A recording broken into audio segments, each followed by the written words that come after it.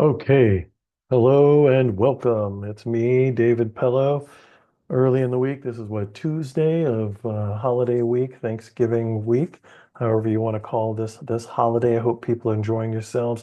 You won't have to see me in person until next week, at which time we will be discussing climate change and mental health, the readings that have been assigned during week 9. You'll be discussing those in week 10 in your discussion sections.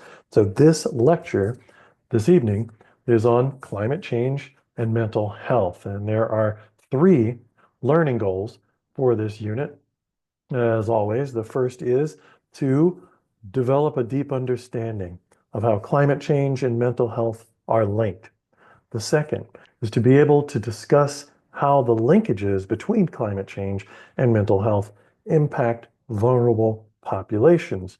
And third, and finally, in terms of our learning goals for this unit, I want you to learn how people, and by that I mean everybody, but especially you, can cope with and improve your mental health in a time of climate change and climate disruption. Okay. So what do we got here? Um, I want to get to that in a minute. Let's go back to the learning goals and just let me give you a bit of an introduction. So this is going to be a research-heavy talk, and it's not going to be a long talk, so stick with me. Research on the linkages among climate change, public health, and mental health is largely still in its infancy, in its early stages, with scholars beginning to explore possible relationships and pathways between anthropogenic climate change and a range of impacts on human well-being. We're all familiar with heat waves, rising temperatures, wildfires, floods, tornadoes, droughts, desertification, and the loss of forests, rivers, and glaciers. All of these things have been cited as classic examples of climate-driven effects on our ecosystems. But what do we know about the documented effects of climate change on our mental health? How might climate change contribute to the emergence or intensification of anxiety, mood disorders, depression, suicide, aggressive behaviors, and despair? And how does such phenomena present themselves among marginalized and vulnerable populations? So I'm going to be talking about all of this right now in this lecture. So furthermore, many of us are aware that since this is a fairly new terrain, we have some new terminologies that have been emerging from the research, from the literature, to reflect and capture the spectrum of consequences associated with the effects of climate change or climate disruption and the environmental threats that face us on an individual and collective basis, and specifically how this affects our mental health. So we have these terms like eco-anxiety, eco-guilt, ecological grief, biospheric concern, eco-angst, and solastalgia. Solastalgia is a conjunction of solace, right? Meaning sort of sadness and, of course, nostalgia, sort of longing for something that is in the past that may never return, that really reflects how ecological disruptions can produce mental stress. All of these new terms have been subsumed under the broader concept known as psychoterratic. That is a concept, a term that is meant to capture or reflect the emotions that are associated with our increasingly troubled relationship to our environment, to our climate.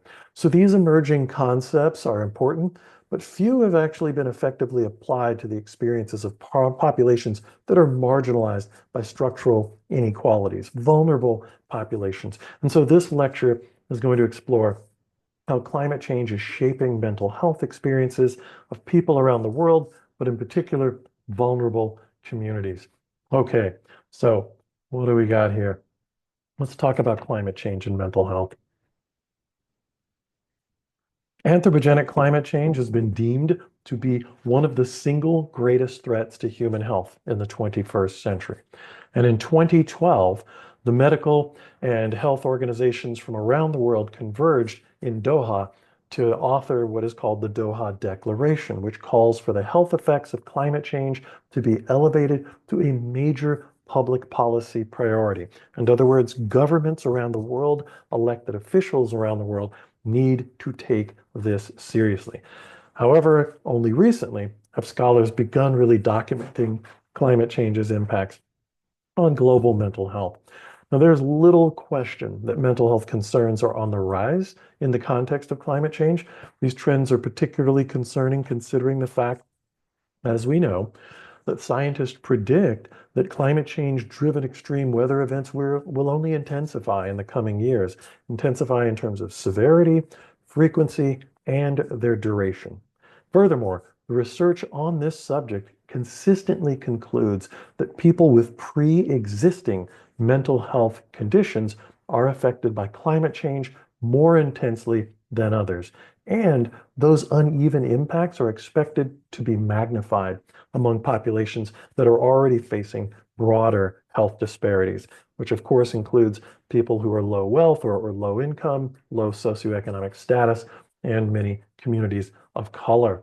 The World Health Organization's definition of health is, quote, a state of complete physical, mental, and social well-being, not merely the absence of disease or infirmity. Now, that underscores the importance of mental health in the overall framing of health for individuals and communities. The WHO, the World Health Organization, has also declared that climate change is a social determinant of health, meaning it shapes and produces health concerns.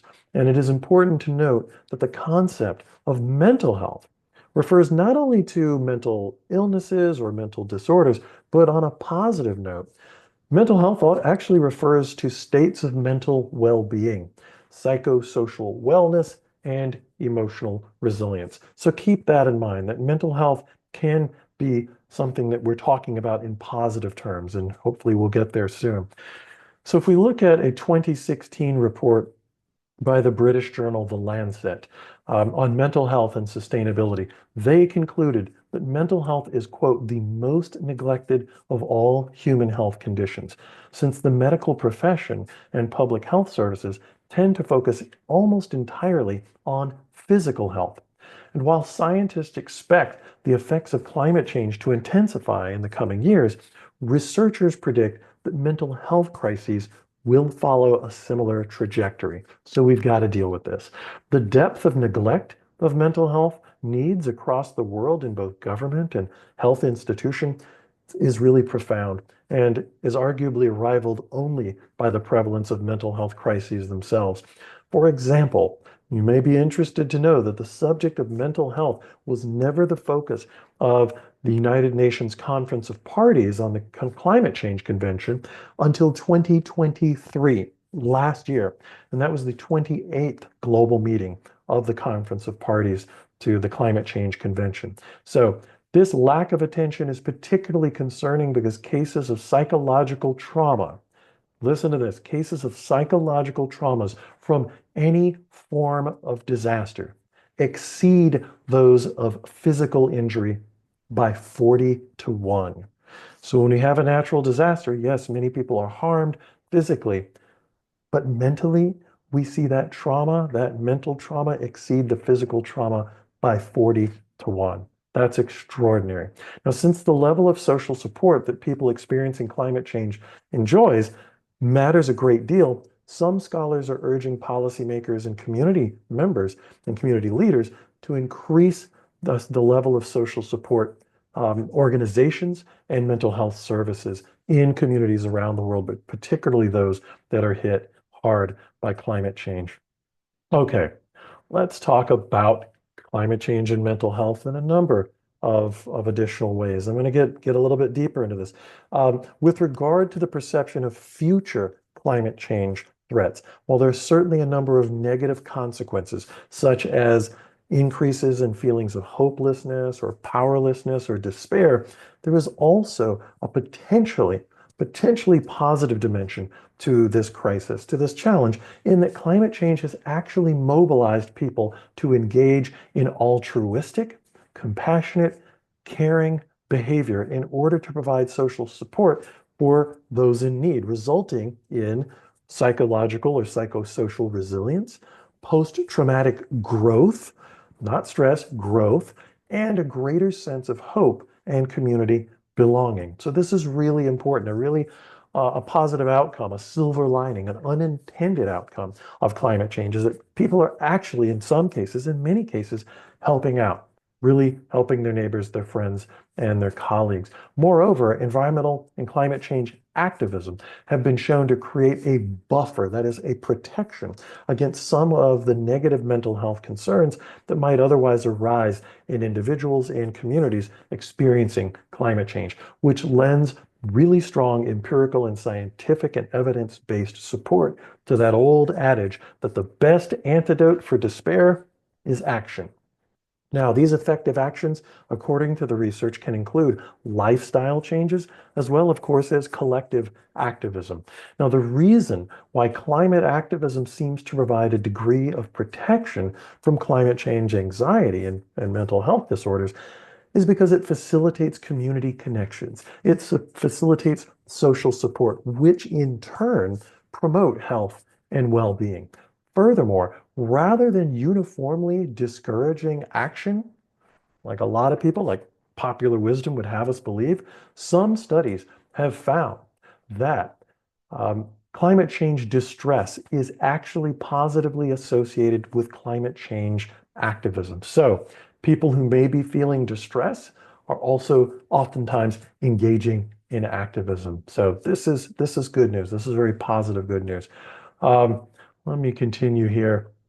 So continuing with climate, but also focusing on inequality and mental health. The range of social and ethical dimensions of the climate change mental health link really remain largely understudied. And perhaps the single most important ethical dynamic that's framing the context for this linkage is something we've already learned about in this class, and that is climate injustice. The fact that wealthier nations, wealthier communities tend to contribute far more to our global climate crisis than low wealth nations and lower income communities, because the former generate the overwhelming majority of greenhouse gas emissions, while the latter, that is lower income communities, tend to suffer disproportionately from the effects. Now, within and across nations, scholars have found that individuals of lower socioeconomic status exhibit more pronounced mental health impacts associated with climate change. Okay, so that's clearly an example of climate inequality or climate injustice. The loss of livelihood as a result of climate change related events can contribute significantly to post-traumatic stress disorder, that is PTSD, as well as depression and long-lasting periods of grief. The Royal College of Psychiatrists is the main professional association representing the psychiatric profession in the United Kingdom, and recently issued a statement that concluded that populations such as the unhoused, ethnic minorities, women, disabled persons, migrants, children, and the elderly are particularly vulnerable to mental health crises in the context of not just climate change, but the interlinked processes of climate change, biodiversity loss, and forced migration. Therefore, the fact that ethical dimensions of climate change and the mental health connection have received very little scholarly attention is deeply concerning, because not only are the above mentioned marginalized communities more heavily impacted by climate change, but they also have much lower access to mental health services. So these are really serious consequences. And so research demonstrates that mental health and climate change are further linked through inequality in a concerning cycle wherein inequality places certain populations at a disadvantage in terms of being at higher risk for being impacted by climate change, which then often results in greater subsequent inequalities through impoverishment associated with home, job, and financial loss and displacement. And secondly, poor mental health is both a cause and consequence of social inequality, because people suffering from mental health concerns are more likely to experience underemployment or unemployment and insecure housing, while people who experience various forms of inequality and discrimination are more likely to be at higher risk of mental health, mental illnesses. So, continuing with this theme of inequality, let's talk about some indigenous communities. who are dealing with this issue. Um, some research on Inuit populations, indigenous communities in northern Canada, documents the fact that that region is experiencing some of the most rapid trends in climate disruption or climate change, including rapidly rising temperatures, thinning sea ice, warming permafrost, disruptions in flora and fauna populations, and on and on. These ecosystem changes have pronounced negative impacts on the indigenous Inuit peoples by disrupting their access to food sources that they would normally get access to through hunting, trapping, and fishing, and also by altering their sense of place and identity. That's hugely important for mental health. This is a powerful and I would say concerning intersection of climate change, mental health, vulnerability, and food sovereignty or food injustice, right? The resulting increases in individual and family stress and anxiety are compounding the already higher levels of psychosocial stressors among these populations, indigenous Inuit peoples, that stem from the ongoing effects of colonization, contributing, unfortunately, to suicide rates that are at sometimes even 11 times higher than the national average in Canada, which is where these populations are based. So for many indigenous communities, access to the land, access to water is really critical to maintaining their general health and psychological well-being. So a reduction of that access is often associated with negative mental health outcomes. Indigenous scholars Leanne Betasamosake Simpson and Kyle Powis White argue that climate change is part of a broad spectrum of ecological catastrophes initiated by colonization. We've talked about settler colonialism, so you'll recall that lecture and some of those readings. This has undermined the ability of indigenous peoples to pursue economic activities, their political self-determination, and care for the land. Indigenous Inuit populations in Canada, again, in northern Canada, have been deeply impacted by climate change and have emphasized the importance of being able to access mental health benefits by being on land in a thriving ecosystem. One participant in a study of an Inuit community noted, quote, I think that for the Inuit, going out on the land is just as much a part of our life as breathing. Really, we are so close to the land. We are a land people. So if we don't get out for our mental well-being, it's like taking part of our arm away. It's like you're not fulfilled. There is just really something missing. I think we take great pride in being able to go on the land and just feel that energy when you get out on the land. For some people, it's just like taking medicine, end quote. So many indigenous peoples are coping with these challenges. They are coping through passing on traditional knowledge and cultural practices, engaging in artistry, music, and dance, and, like this one research participant said, spending time on the land, all of which have been shown to reduce climate-related stress. Okay, so this is a really important point. This fourth bullet point on this slide, we're talking about all of these negative things, all of these harms related to mental health and climate change. But here we see how engaging in certain activities can reduce those threats, can improve people's health. All right, so this is one of the key learning outcomes for this lecture. Now, much of this lecture comes from research that I have done that appears in this book on climate change and mental health equity. I'll say a few more words about how some vulnerable populations are being impacted by these realities. Pacific Islanders face some of the most serious effects of climate change, particularly as they relate to extreme weather events such as cyclones, as well as sea level rise, both of which contribute to flooding. Moreover, the World Health Organization has observed that one of the primary climate change health-related challenges for people in the Pacific Islands region is the increased risk of mental health decline. These health risks are on the rise as climate change threatens what are extremely important social and cultural priorities for many Pacific peoples, and that means their deep connections to the land, just as I was talking about the Inuit indigenous people's deep connections to the land. But in terms of the Pacific Islands people, the World Health Organization also points to the threat about Pacific Islanders' connection to their ancestors. The land and the ancestors' connections are both being threatened by sea level rise and the need for migration to higher ground. So burial grounds and sacred sites are being inundated and subsumed by rising sea levels. So that's a snippet of some of the challenges facing people in Pacific Islands region. The continent of Africa, which we've lectured before about, and you remember this hopefully, is particularly vulnerable to the effects of climate disruption, climate change, as many African economies are closely tied to agriculture and the land. Unfortunately, there isn't a whole lot of research on the relationship between climate change and mental health in the African context, which is concerning for a number of reasons.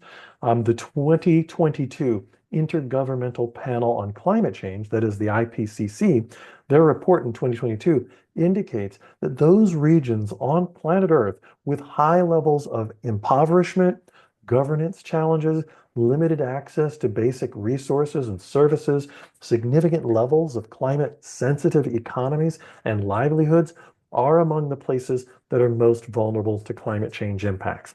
So those hotspots include West Africa, Central and East Africa, South Asia, and Central and South America. Specific climate-driven ecological and social and economic impacts on these regions include rising sea levels and flooding, increased food insecurity as a result of drought, decreased marine productivity and agricultural output, and rising heat levels. On a cultural register, climate change in Africa has impacted sacred sites, museum collections, historic buildings, seasonal festivals, and traditional foodways associated with crop production, harvesting, and fishing practices. Fortunately, here's some more good news. Just as we saw on a previous slide, many farming communities in Africa across the continent are responding to these threats from climate change by drawing on indigenous and local knowledge to adapt through livestock and crop diversification. So they're moving away from monoculture, monocropping to crop diversification, and through the cultivation of drought-tolerant produce, such as cereals, tubers, and vegetables, which minimize water use and facilitate sustainable land use management. So this is an example of the kind of issue that I might put on a knowledge check, but it is not specifically listed in the text on the slide. So it's good for you to be listening to the audio. All right. So we've talked about indigenous peoples, Pacific Islanders, people on the continent of Africa and other climate hotspots. Let's talk about another vulnerable population that we're all familiar with, children. Research demonstrates that children are uniquely vulnerable to the mental health effects of climate change because of their less developed physiology, metabolism, biological sensitivity, and unique exposure pathways. The limits to their adaptive capacity, and generally, kids tend to spend more time outside, all of which puts them at greater risk. Children are at greater risk of asthma, diarrheal illnesses, vector-borne and heat-related illnesses, and malnourishment, each of which can be exacerbated by climate disruption. The results can include negative impacts on children's ability to regulate their emotions, behavioral and learning difficulties, impaired language development, and increased cognitive deficits, which can lead to missing school and declining academic performance. Moreover, prenatal exposure to climate change related extreme weather events can also result in adverse mental and physical health outcomes for children. Furthermore, you won't be surprised to hear this, children from lower income communities and communities of color are at even greater risk because their broader communities face disproportionate climate threats. But you already knew that. Research also demonstrates that worry and anxiety about climate change are actually quite prevalent among children across many nations. 85% of Gen Z kids say that we worry a great deal about climate change, regardless of their political party. See, young people have way more common sense than old fogies like myself. Conservative, independent, and liberal young folks much more likely to understand the truth, to understand the facts, to understand the reality of climate change, and to be worried about it. That doesn't mean anything's wrong with y'all. It means actually everything is right. You're paying attention. I wish the rest of us would. A quarter, 25% of Australian children who participated in a recent survey indicated that they were so alarmed. This is really heavy and actually quite scary, that they were so alarmed about the state of the world that they concluded a belief that their world would come to an end before they reach old age. 25% of Australian children. Now, as with research on, and this is the positive, on adult coping mechanisms in the face of climate change, scholars doing deep research on this topic have found that taking action through playing a meaningful role in the face of adversity can offer psychological protection by helping children to feel more in control, more hopeful, and more resilient. Again, action is the best antidote to despair. It's up to you to decide what that action will be. Um, Environmental and climate justice converge as well in the ways that natural disasters and extreme weather events affect communities of color. For example, in one study by Renteria et al. In 2022, they found that Black, Latina, Asian American, and low-income populations across the ethnic and racial spectrum in the northeastern United States are among the most vulnerable to heat waves and their health effects. In another study by Sharp and Wolkin in 2021, they found that communities of color face significantly higher likelihood of mortality from extreme weather and natural disasters than white communities. In a study of Harris County, Texas, and how that county fared during and after Hurricane Harvey, Chakraborty et al., and that is Jayajit Chakraborty, who is a professor in the Bren School of Environmental Science and Management here at UCSB. In this 2021 study, Jay Chakraborty found that the most highly impacted neighborhoods from this hurricane, Hurricane Harvey, were those living in flood risk areas with higher proportions of low wealth, female-headed, and elderly households. Research on wildfires in several California counties reveals that emergency response and recovery efforts frequently ignore the needs of undocumented immigrant populations, which means that grassroots organizations advocating for migrant rights and environmental and climate justice had to fill in those gaps, providing essential services such as labor protections for farm workers, language access to emergency information, and disaster relief funding for migrants who were ineligible for federal aid. We expect this to continue, unfortunately, given the new regime in Washington. So, what am I doing now? Let's move on to the next slide. So, as I've talked about, there is the negative impacts of climate change on people's mental health, but there's also ways that people can deal with this. All right, so what you're looking at here is a slide that any therapist, any psychologist will tell you are examples of tried and true healthy coping skills. There are many ways that we can cope with serious stress in our lives, right? But note, denial is not up there because generally denial is not a healthy approach. But that doesn't mean that people don't practice it every day, as you well know.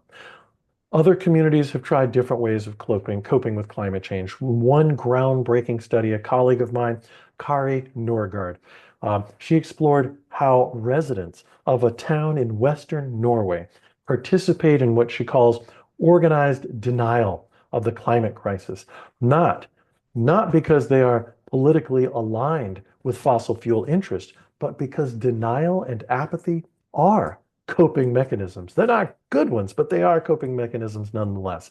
So Kari Norgard argues that denial is, as this quote says here, the active organization of information about global warming in such a way that it remains outside the sphere of everyday reality, a distant problem rather than a local political one.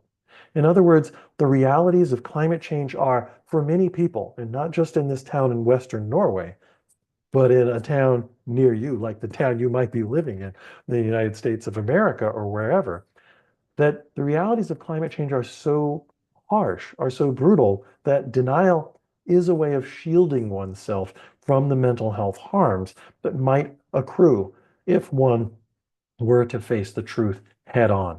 So when you encounter somebody who's engaging in climate change denial, you may want to argue with them, and that's fine. Don't yell at them.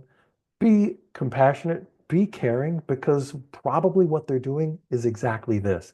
They're not necessarily being abusive or mean or harsh. They're coping, most likely. All right. A lot of people have to cope in this way, and denial is one way of doing that. Again, it's not a very good way or a healthy way, but it is something that some people feel compelled to do. Um, Now, for decades, scholars have found that despite the pain and suffering associated with quote unquote natural disasters, survivors can find ways to cope because such events are frequently explained as an act of God. However, those disasters that are believed to be caused by human decisions are another thing entirely, often triggering anger and distrust. Perhaps the most famous example of the latter was the Buffalo Creek, West Virginia example, where a faulty artificial dam gave way, totally collapsed in the winter of 1972, flooding this community of Buffalo Creek, West Virginia, and killing more than 100 people and displacing the entire town. When survivors contemplated the fact that a coal company built the dam and company-friendly government agents and regulators mistakenly declared the dam safe, the results were devastating, particularly since the frequently tight-knit bonds that often hold small town communities together were frayed entirely by their relocation. People had to relocate. This community was just dissolved in many ways. This was a disaster that could have been prevented had the company and government officials followed proper procedures, thus making the aftermath that much more painful. And this was, of course, chronicled in a famous book by the one amazing psychologist Kai Erikson. Um, Scholars draw lessons from those earlier studies and examples and apply them to climate change today, which is widely known to be a human-driven phenomenon and therefore expected to produce more painful cognitive responses and lengthier recovery periods. Okay, what else can I say here? Well, let's begin to wrap up. By way of discussion and conclusion, what can policymakers do? What can you do? There are a number of policy implications stemming from this emergent body of research. For example, policymakers would do well to allocate increased resources toward building and sustaining social network support and mental health services within and across our communities, particularly those communities that are disproportionately impacted by climate disruption. Relatedly, since the evidence suggests that collective action and climate advocacy can create psychological buffers against that stress that we might otherwise experience, increased support for community-based organizations and civil society organizations who are addressing climate change might facilitate improved individual mental health and collective resilience. Many scholars are calling for more resources, more training, and a focus on climate change's mental health effects in our public health systems. That is, healthcare providers, not just mental health care providers, but just healthcare providers in general, need greater support to produce effective interventions, treatment, and care for their patients who are experiencing mental health challenges associated with climate change and disruption. And policymakers should allocate significant resources to address mental health impacts related to climate change that disproportionately affect vulnerable populations, particularly children, low wealth communities, indigenous peoples, communities of color, and incarcerated persons. We saw a film and we read evacuation plan about this earlier. Finally, there are many evidence-based strategies for coping and improving your stress levels and mental health in this era of climate change, including, and we go back to that slide on healthy coping skills, right? Meditation, journaling, creating art. You don't even have to be an artist, just do it. Listening to music, going for a walk, enjoying nature, cooking a meal for your family, your friends, your housemates, your roommates. But one of the most effective ways of taking care of yourself is to take action, which has again been proven to improve mental health in this time of great climate challenges. So consider supporting and volunteering or working for groups and organizations that are focused on addressing our climate challenges.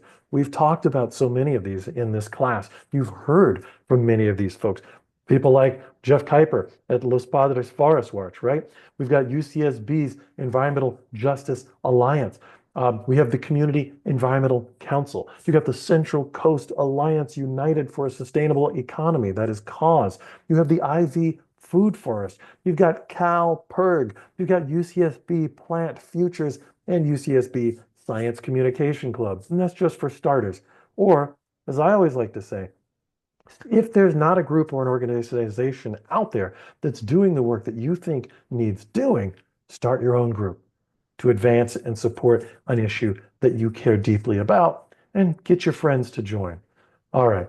But above all, have fun while doing it because in the end, in my humble opinion, that's the single most important thing. Thanks, everybody, and have a great holiday.